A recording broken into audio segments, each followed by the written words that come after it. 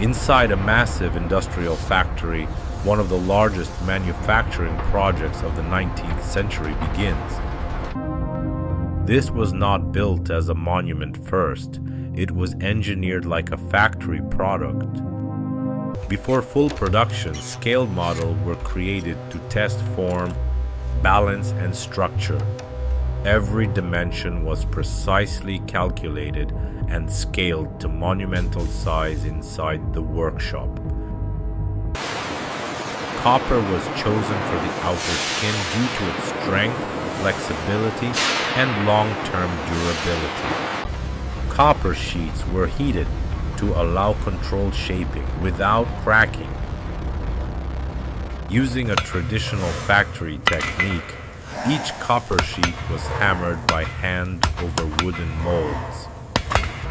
Large components like the arm and torch were manufactured separately inside the factory. Every copper panel was inspected for thickness, shape, and structural accuracy. While the copper skin was prepared, an internal iron framework was constructed to support the statue.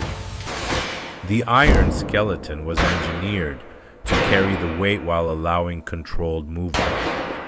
Factory tests ensured that the copper panels and iron frame aligned perfectly.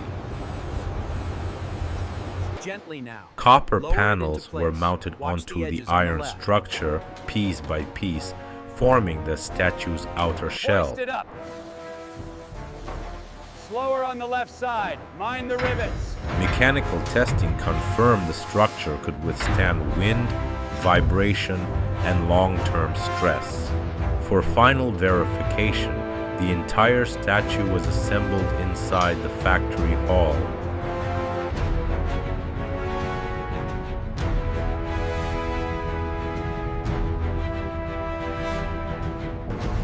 Once approved, the statue was carefully dismantled for transportation.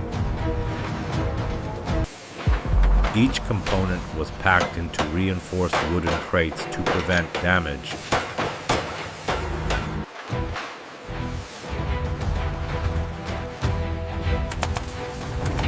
The completed factory product was then prepared for shipment across the ocean.